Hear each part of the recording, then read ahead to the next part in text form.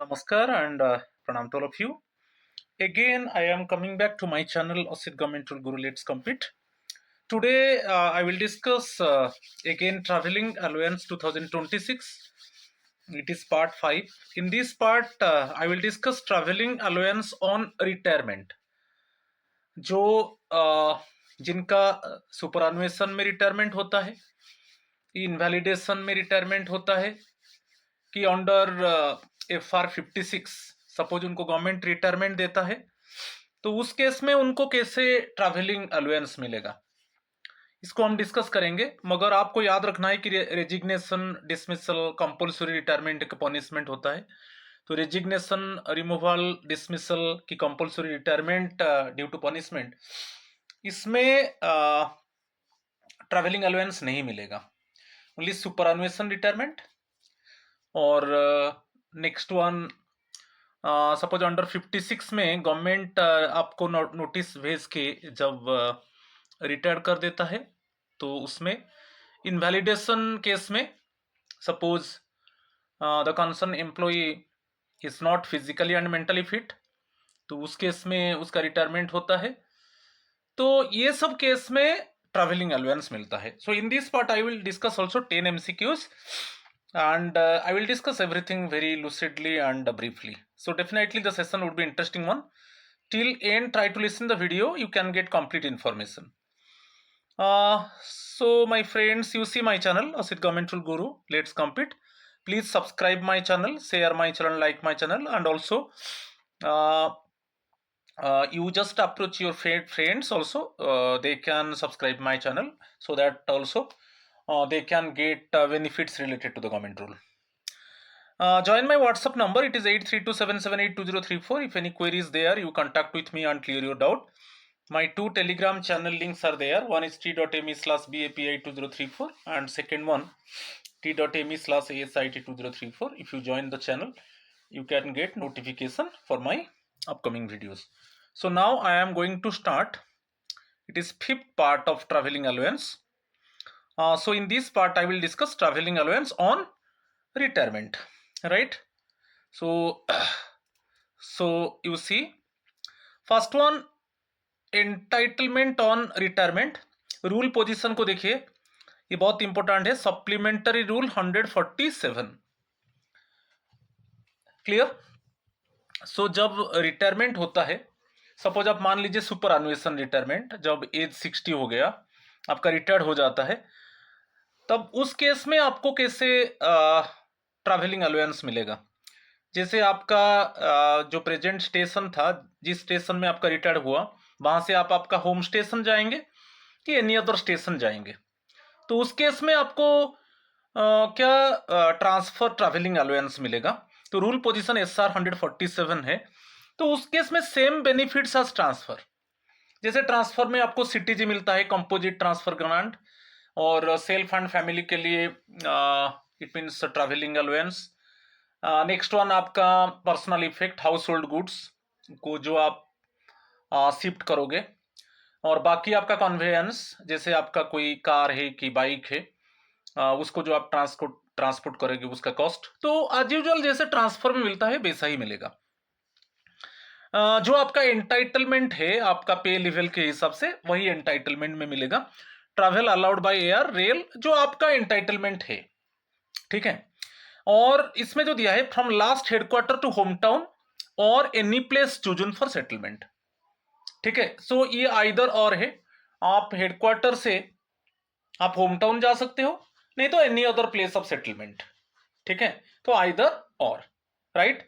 मगर जो आपको जो ट्रैवलिंग इसमें बेसिकली जो कैलकुलेट होता है, तो यही है from last headquarter to home town, नहीं तो any place chosen for settlement. तो इसमें आपको बेनिफिट मिलेगा, ठीक है।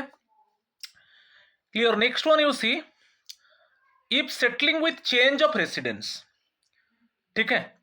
तो इसमें याद रखिए change of residence.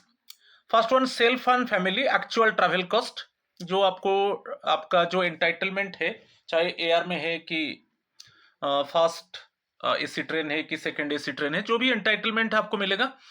Personal effects, आपका हाउस होल्ड गुड्स के लिए जब वो शिफ्ट होगा उसके लिए मिलेगा।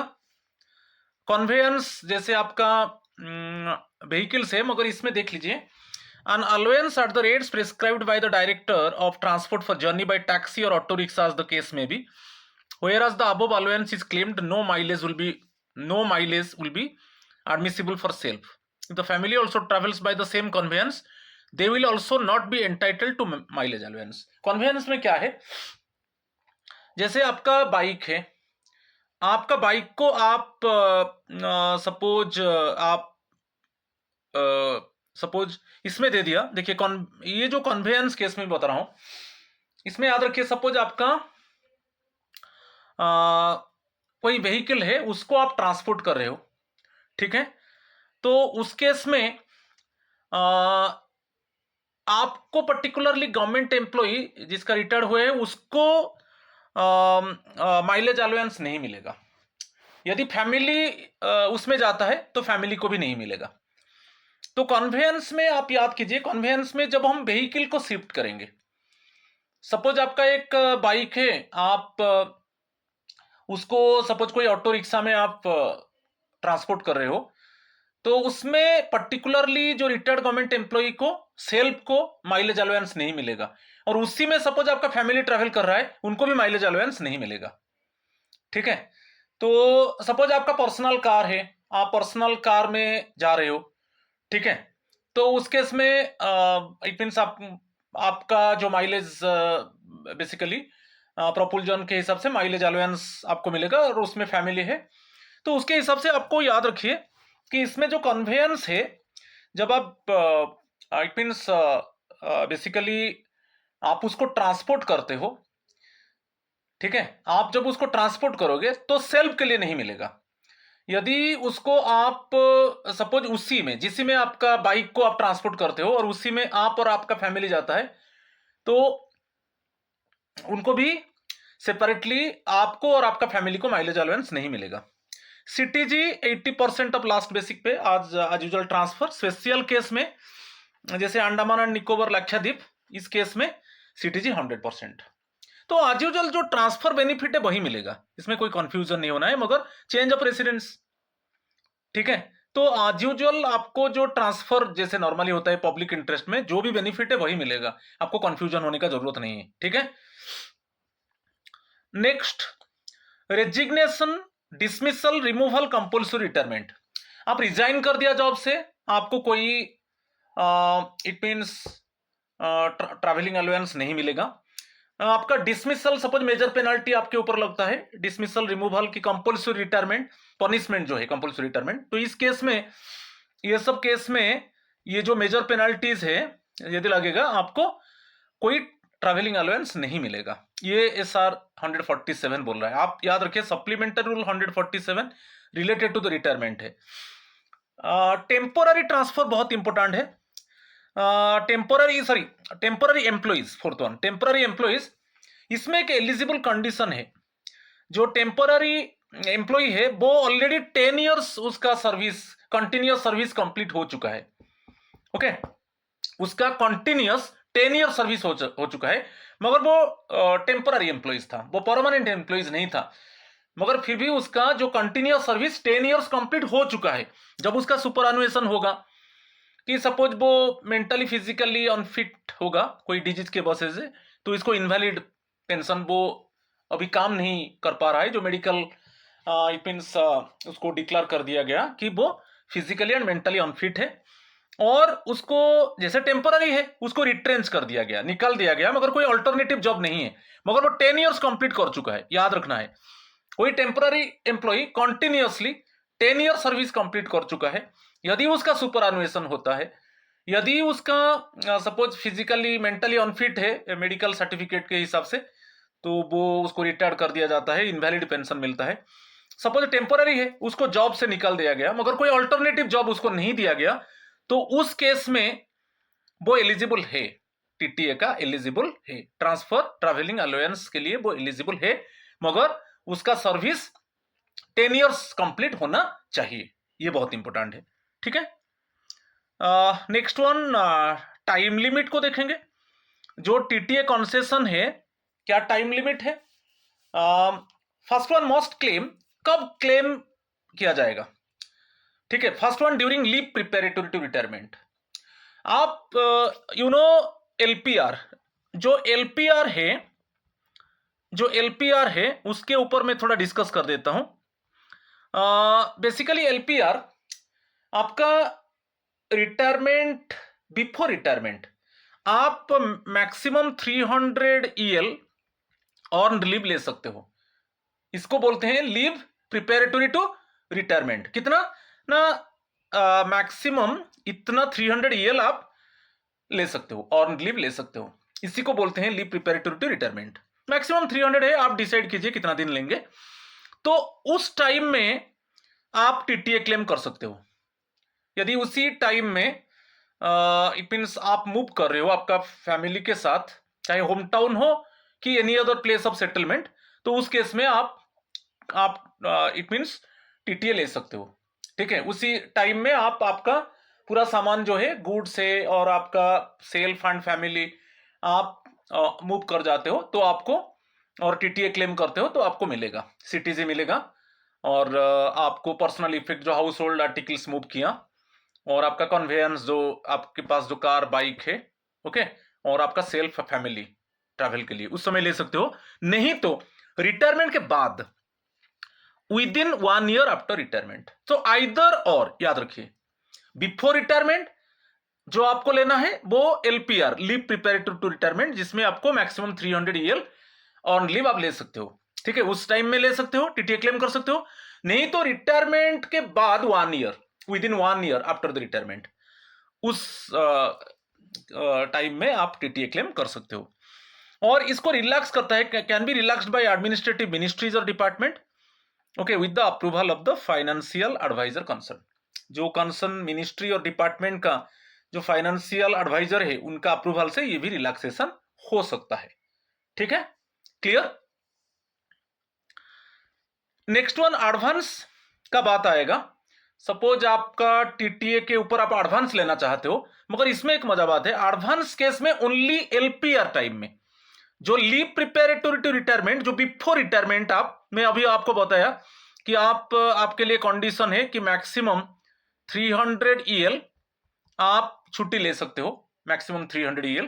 तो इसी टाइम में यदि आप टीटीए के लिए एडवांस मांगते हो तो आपको मिलेगा। ठीक है, मगर आफ्टर जब आपका रिटायरमेंट हो गया उसके बाद आपको एडवांस नहीं मिलेगा टीटीए के लिए।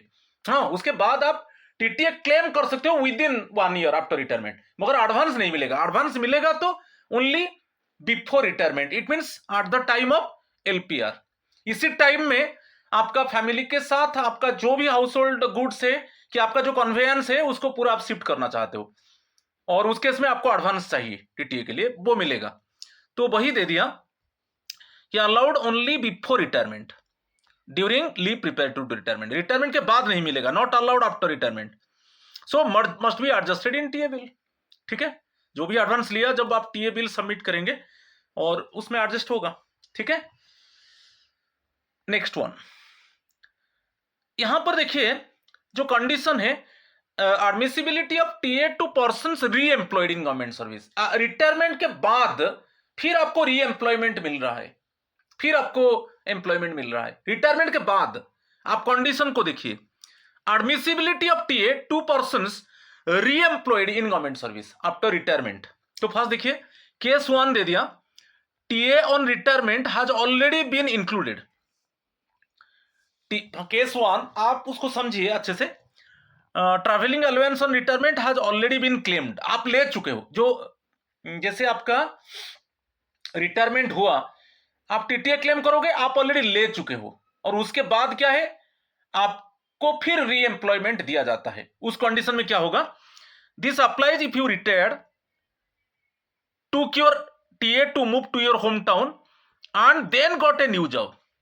आपका रिटायरमेंट हो गया, रिटायरमेंट के बाद आप होम टाउन चले गए कि any other place of settlement को, इट मींस प्लेस को चले गए, सेटलमेंट प्लेस को चले गए, और आप ऑलरेडी टीटीए क्लेम ले चुके हो, और उसके बाद फिर आपको री एम्प्लॉयमेंट मिल रहा है। माने रिटायरमेंट के बाद आप ऑलरेडी टीटीए क्लेम ले चुके हो, फिर आपको री एम्प्लॉयमेंट मिल रहा है, यही कंडीशन है। ठीक है, न्यू गवर्नमेंट जॉब मिल रहा है रिटायरमेंट के बाद, ऑलरेडी आप रिटायरमेंट के टाइम में ऑलरेडी टीटीए क्लेम ले चुके हो, तो इसमें क्या है, रूल दे दिया, you get TA for the new job only if the new work station is different from where you settled और if you have to move your house again. It means क्या है, इसमें कंडीशन है, आप तो अभी रिटायर्ड हो गए, जो रिटायरमेंट के टाइम में आप ऑलरेडी आपका TA claim, travelling allowance claim आप ले चुके हो, उसके बाद आपको फिर गवर्नमेंट जॉब मिल रहा है, मगर आपको जो गवर्नमेंट जॉब मिल रहा है जो आपका सेटलमेंट प्लेस में नहीं है, अदर जगह में है, ठीक है, सेटलमेंट जगह में नहीं है, क्योंकि रिटायरमेंट के बाद आपका सेटलमेंट प्लेस है ना, वहां पर नहीं मिल रहा है, अदर जगह में मिल रहा है, तो उस केस में आपको फिर ट्रैवलिंग अलाउंस मिलेगा, ठीक है। एग्जाम्पल में बताऊंगा, इस केस में हु पेज ना, तो न्यू ऑफिस, जो न्यू ऑफिस में अभी आप ज्वाइन करने वाले हो वही ऑफिस आपको टीए क्लेम देगा। अभी क्लियर अंडरस्टूड नॉट, मगर इसमें कंडीशन ऑलरेडी याद रखना है, ये जो कंडीशन है शॉर्टकट में बता रहा हूं, ऑलरेडी रिटायरमेंट टाइम में ऑलरेडी आप टीटीए क्लेम ले चुके हो, जो ट्रैवलिंग अलाउंस है, जो आपका रिटायरमेंट ट्रैवलिंग अलाउंस है, जो transfer travelling allowance claim already ले चुके हो, फिर आपको उसके बाद गवर्नमेंट जॉब मिल रहा है, मगर ये गवर्नमेंट जॉब जो मिल रहा है वो जो आपका सेटलमेंट प्लेस है वहां पे नहीं होना चाहिए, वो चेंज होना चाहिए, ठीक है। एग्जाम्पल में मैं दे दूंगा, तो उस केस में जो न्यू प्लेस में आप जाकर ज्वाइन करोगे वो न्यू ऑफिस आपको ट्रैवलिंग अलाउंस देगा, ठीक है, क्लियर। तो वही बता रहा है, यहां पर एग्जाम्पल देख लीजिए, एग्जाम्पल है कि mister A retires from Delhi and moves to his home town Jaipur, उसका होम टाउन जयपुर है, वो दिल्ली में रिटायरमेंट हुआ और उसका होम टाउन जयपुर है, तो using his retirement TA, already retirement TA वो ले चुका है, सीटीजी, पर्सनल इफेक्ट के लिए, कन्वेयंस के लिए और सेल्फ फैमिली के लिए जो ट्रैवलिंग एक्सपेंस सब ले चुका है।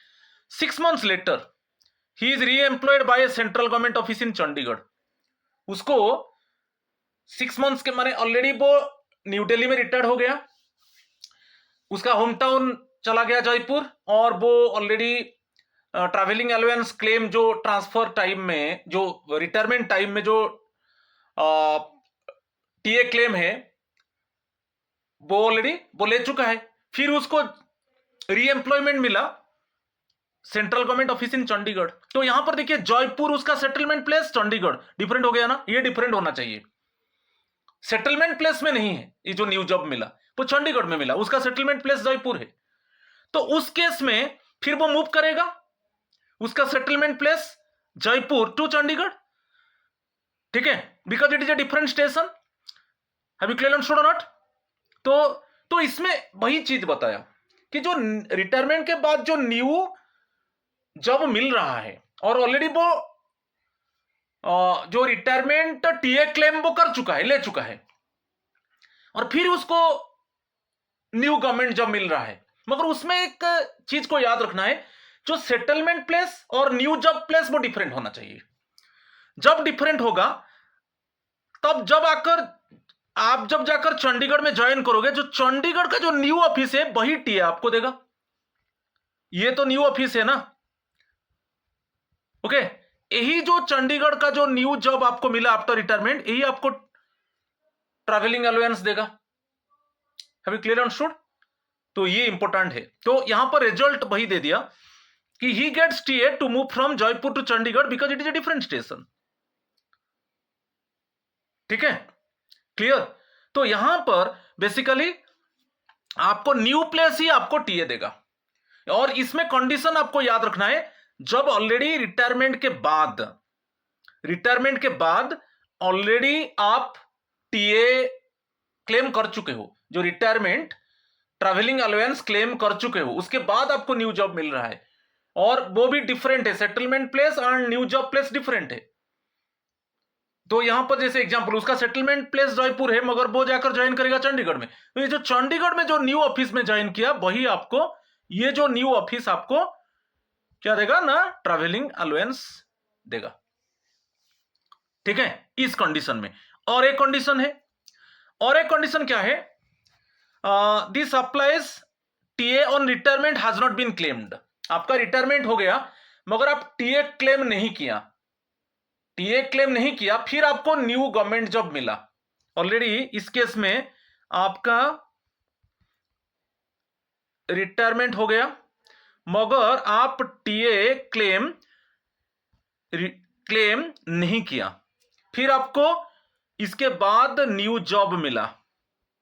ओके, और न्यू जॉब जो मिला अदर प्लेस में, आपका settlement place same settlement place में नहीं मिला, अदर जगह में मिला। ठीक है, तो आपका यहां पर मैं लिख दिया कि आपका प्लेस भी चेंज हो गया। ओके, तो इस केस में जब आप जाकर न्यू प्लेस में ज्वाइन करोगे, उसका टीए आपका ओल्ड ऑफिस देगा।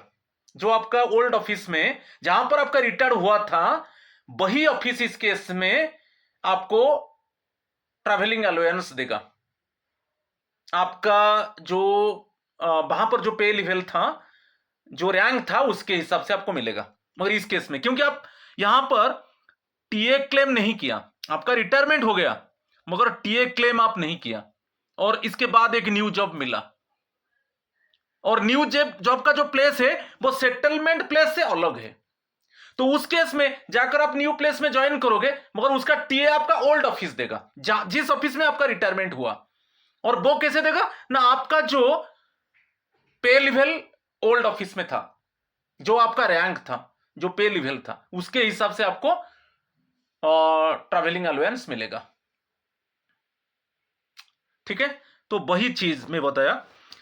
तो रूल में you get TA if the new job is at different station than your last duty station, और if it requires a change of residence. तो रेसिडेंस तो ऑब्वियसली चेंज होगा क्योंकि आपका सेटलमेंट प्लेस और जो न्यू जॉब प्लेस वो different है।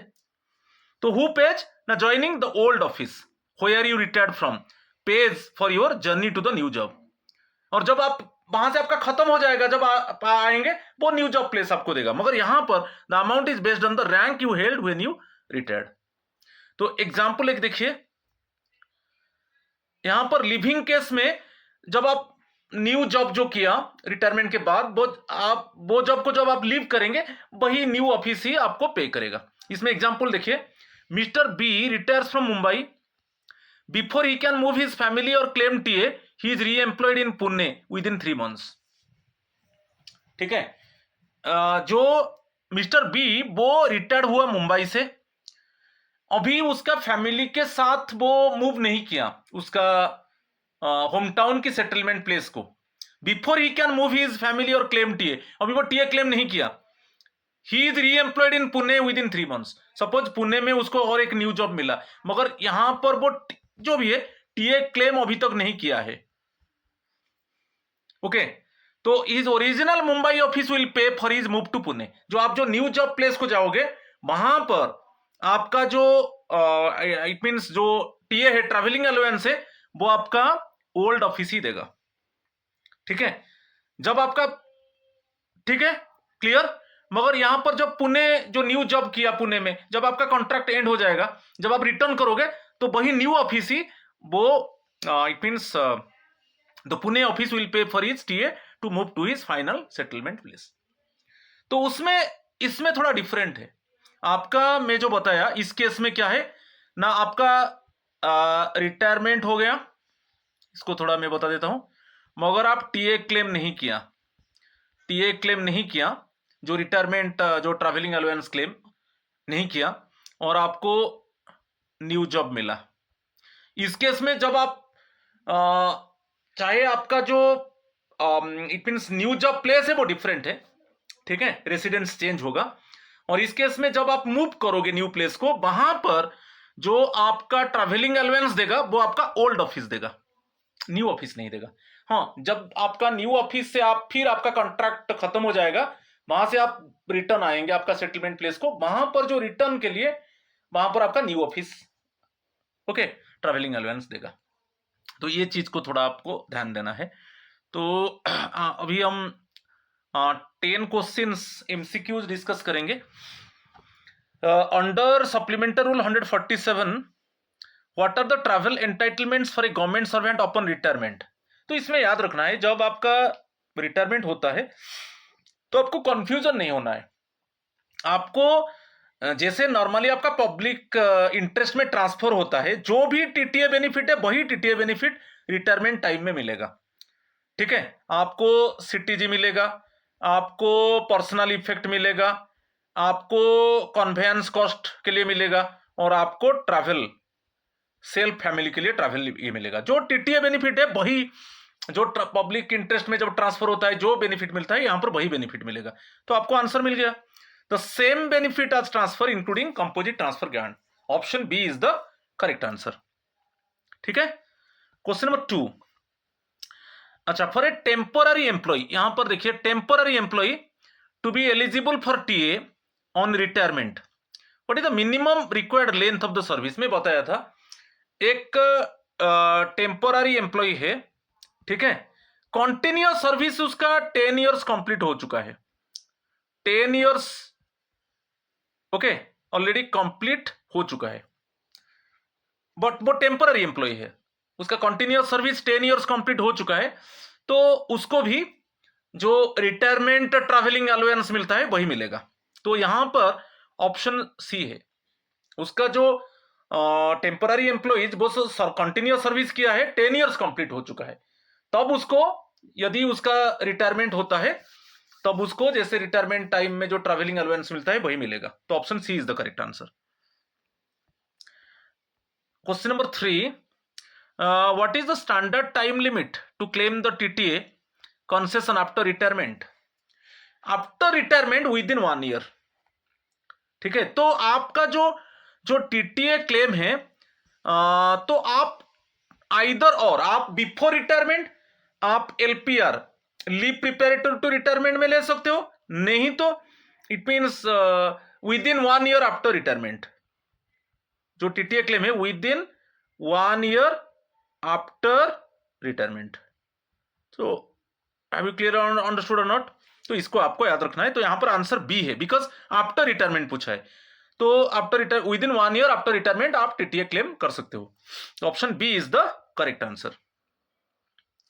Question number 4, which of the following is true regarding on advance for TA on retirement. मैं बताया था यदि आप एडवांस लेना चाहते हो टीए ऑन रिटायरमेंट, तो आपका जो सीटीजी है कि आपका जो गुड्स आप शिफ्ट करोगे आपका होम टाउन की सेटलमेंट प्लेस को, कि आपको जो कन्वेयंस है, आपका जो व्हीकल है, कि आपका सेल्फ फैमिली जो ट्रैवल करोगे, मगर एडवांस ओनली यदि आप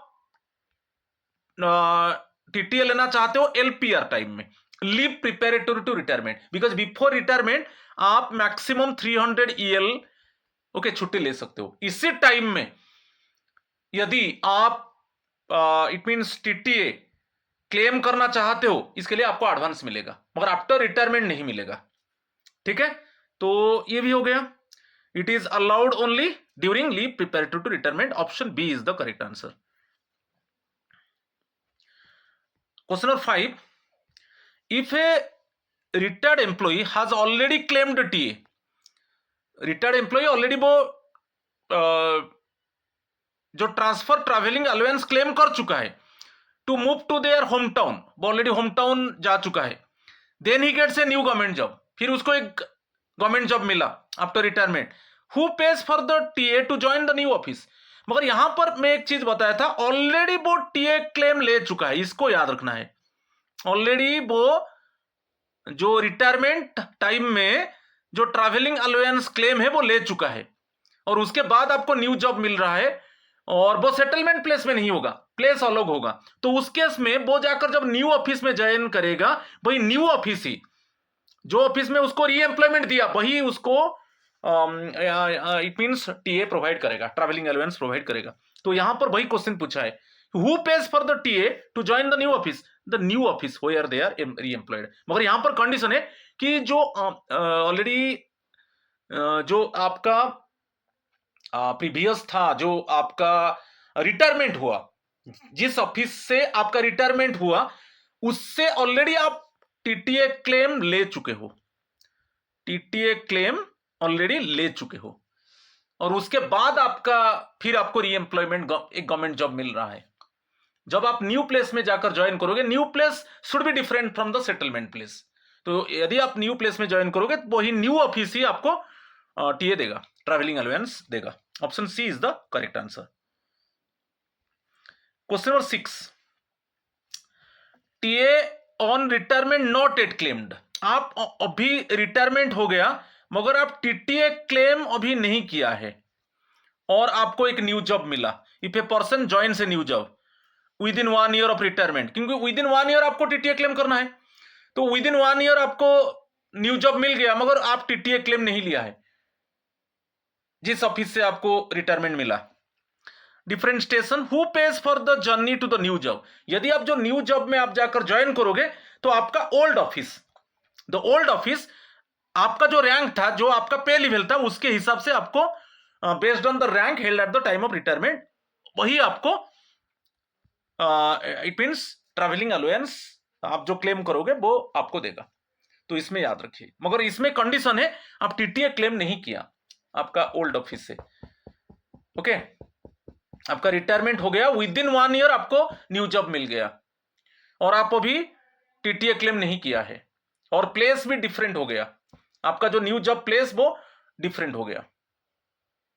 ओके, तो उस केस में आपका जो जाकर आप न्यू ऑफिस में ज्वाइन करोगे, आपका जो टीटीए क्लेम होगा, आपका जो ट्रांसफर ट्रैवलिंग अलाउंस होगा, वो आपको ओल्ड ऑफिस ही देगा, ओल्ड ऑफिस ही देगा। ठीक है, option B is the correct answer. ठीक है, क्वेश्चन नंबर 7, ये एक्चुअली मेरा एक प्रीवियस वीडियो में मैं इसका गलत आंसर दिया था, उसको मैं फिर रिपीट कर रहा हूं। इसमें दिया है if a training course in India exceeds 100 days, जो आपका ट्रेनिंग कोर्स है वो ग्रेटर देन 180 डेज है, the employee has which of the following options.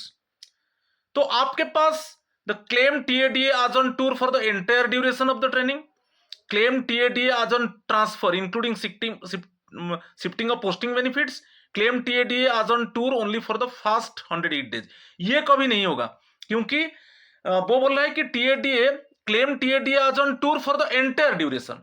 तो ग्रेटर देन 180 डेज मीन्स आपको फास्ट 180 डेज डीए मिलेगा, फास्ट 180 डेज डीए मिलेगा, उसके बाद नहीं मिलेगा। यदि यहां पर ग्रेटर देन 180 डेज है, आपके पास दो ऑप्शन है, चाहे आपको ट्रांसफर टाइम में जो टीटीए क्लेम है उसको कर सकते हो, नहीं तो आपको फास्ट 180 डेज आपको डीए ओनली मिलेगा, उसके बाद नहीं मिलेगा। तो आइदर और, आप जिसको चूज कर सकते हो। ग्रेटर देन 180 डेज जैसे आपका परमानेंट ट्रांसफर होता है, आप टीटीए क्लेम करते हो, CTG, personal effect, self family, जैसे आपका ट्रैवलिंग जो एक्सपेंडिचर, आपका कन्वेयंस, तो आप ग्रेटर देन 180 डेज मीन्स आप टीटीए क्लेम कर सकते हो। नहीं तो यदि आप जो टेम्पोररी ट्रांसफर में होता है फास्ट 180 डेज डीए क्लेम कर सकते हो। तो इसमें option B is the correct answer. ठीक है, question number 8, which of the following statements regarding the transfer of spouse, husband and wife from the same station to the same new station is incorrect।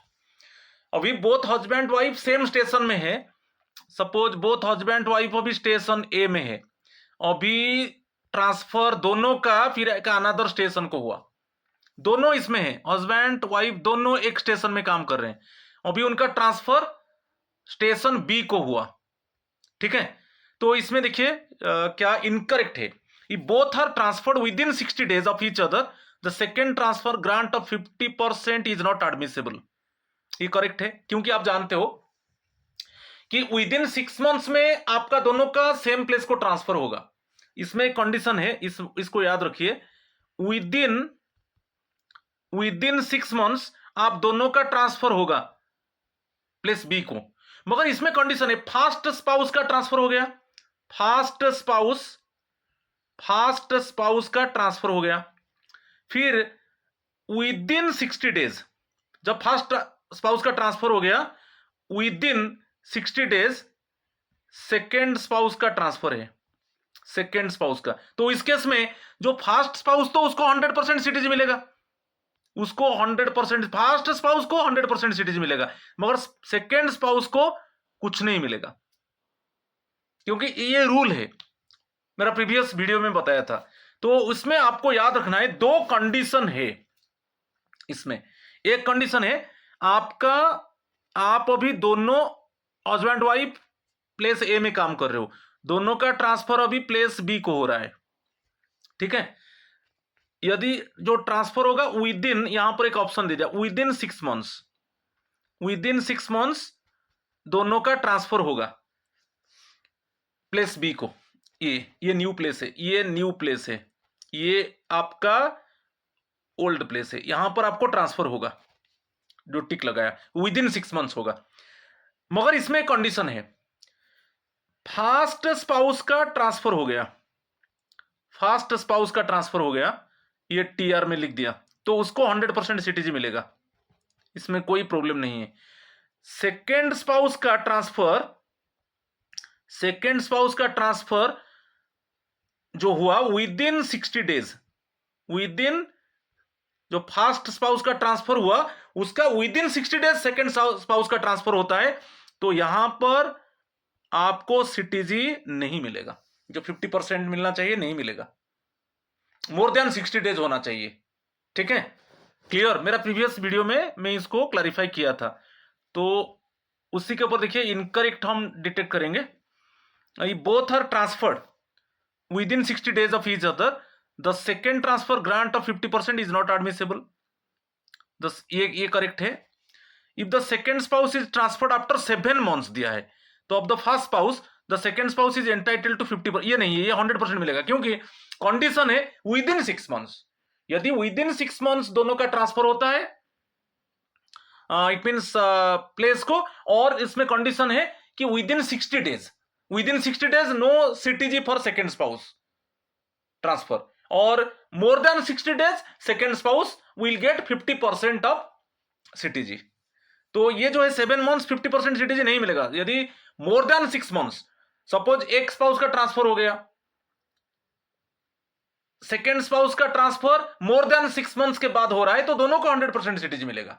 मगर यहां पर condition में बताया with in 6 months, condition जो आप देखिए, with in 6 months दोनों का ट्रांसफर हो रहा है सेम प्लेस को, और इसी के बाद विद इन 60 डेज हो रहा है सेकेंड स्पाउस का ट्रांसफर। फर्स्ट स्पाउस का हो गया, with in 60 days second spouse का ट्रांसफर हो रहा है, तो वहां पर सेकेंड स्पाउस को 50% सीटीजी नहीं मिलेगा। यदि सेकेंड स्पाउस का ट्रांसफर, ये तो कंडीशन है कंपल्सरी, यदि सेकेंड स्पाउस का transfer after 60 days of the transfer of first spouse होता है, तब वहां पर 50% सीटीजी मिलेगा। मगर यहां पर क्या दे दिया, फर्स्ट तो करेक्ट है, ये यहां पर क्या दिया, 7 मंथ्स दिया, 7 मंथ्स में दोनों को 100% सीटीजी मिलेगा, तो ये 50%, ये गलत है।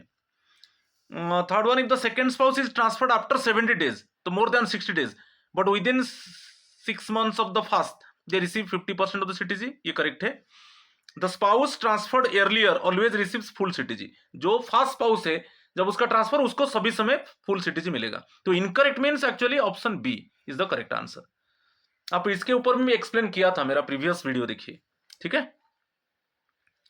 क्वेश्चन नंबर 9, यहां पर मैचिंग करेंगे, match the following scenarios with their correct CTG, composite transfer grant entitlement, transfer from Chennai two port Blair, जैसे अंडमान लक्षद्वीप, अंडमान एंड निकोबार लक्षद्वीप 100% सीटीजी मिलेगा, ये 100% सीटीजी मिलेगा, याद रखिए।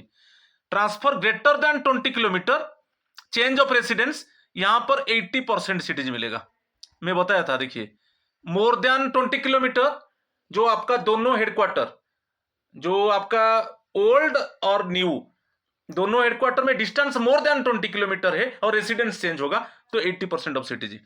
Next one, transfer greater than 20 kilometre but no change of residence, no change of residence means आपको CTG नहीं मिलेगा, nil, जो क्रॉस लगा दिया। नेक्स्ट वन, जो fourth one, transfer less than equal to 20 kilometre with change of residence, तो उस case में 1/3 मिलेगा, 1/3 ऑफ 80% ऑफ बेसिक पे, क्योंकि सीटीजी मिलता है 80% ऑफ बेसिक पे का 80%, तो ओनली अंडमान एंड निकोबार लक्षद्वीप को 100% मिलेगा, जो बेसिक पे का 100% मिलेगा।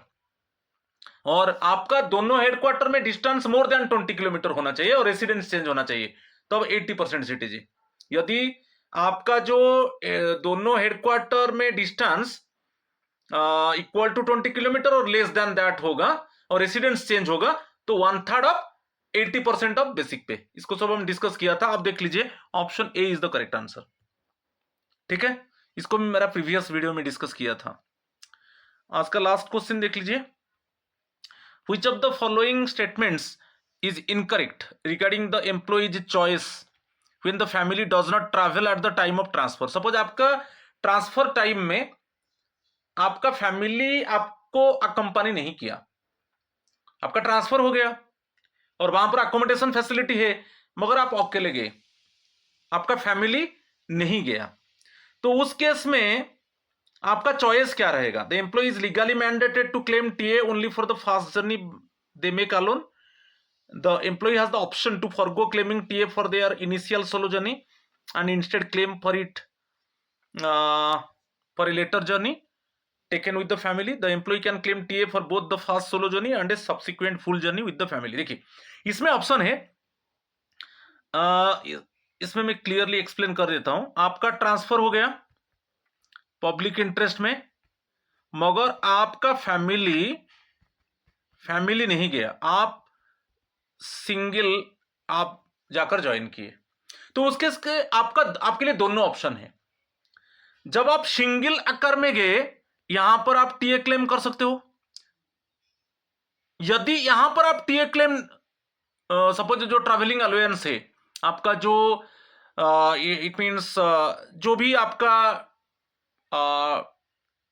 ट्रांसफर ट्रैवलिंग अलाउंस है, आप यहां पर क्लेम नहीं किया, तो जब आप आपका फैमिली के साथ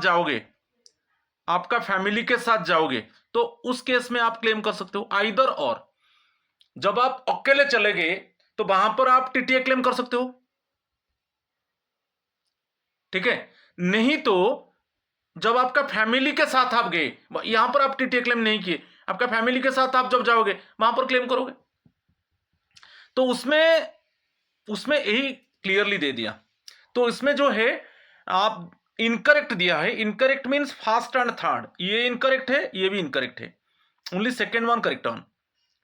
ओके, तो इसमें इनकरेक्ट पूछा है, means first and third, option C is the correct answer. तो यहां पर आइदर और, जब when single handedly when you go and join and your family actually does not accompany you, तो उस केस में आप क्लेम कर सकते हो, टीए क्लेम कर सकते हो। आप नहीं किया, जब आप आकर आपका फैमिली लेकर गए, तो उस समय आप क्लेम कर सकते हो। यदि आप अकेले जब गए वहां पर क्लेम नहीं किया, तो जब आप फैमिली को लेकर जाओगे वहां पर क्लेम करोगे, ठीक है। तो इसको जो है option C is the correct answer. तो ये 10 क्वेश्चंस था। तो आज का मेरा जो मेन इंपॉर्टेंस था वो basically TTA at the time of retirement, ठीक है। तो मुझे लगता है कि आप it means if you listen the video till the end, you can get complete, definitely you can get complete information. So आज इतना ही है। थैंक यू एंड नमस्कार टू ऑल ऑफ यू।